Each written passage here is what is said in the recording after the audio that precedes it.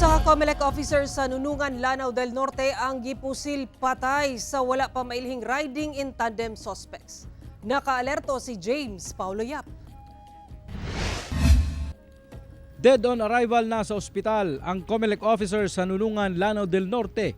Dihang gipaulanan kini og bala sa riding-in-tandem suspects samtang nagmaneho kini sa iyang sakyanan sa barangay Curva, Miagaw, Salvador, Lanao del Norte. Pasado alas 2 sa hapon, adlawng Lunes, giilang biktima nga si Mark Orland Valleser, 51 anyos ug residente sa Cagayan de Oro City. Sumala sa inisyal nga report sa Salvador Municipal Police Station nga gikan mitambong sa usa ka meeting kauban ang Provincial Election Officer sa Lanao del Norte ang biktima dihang nahitabo ang krimen. Base sa pag-imbestiga ng SOCO, 12 na bala ang point of entry. 12 na bala ang point of entry, tapos may tatlong tama yung biktima. Isa sa right thorax, isa sa right arm, at saka isa sa left thorax.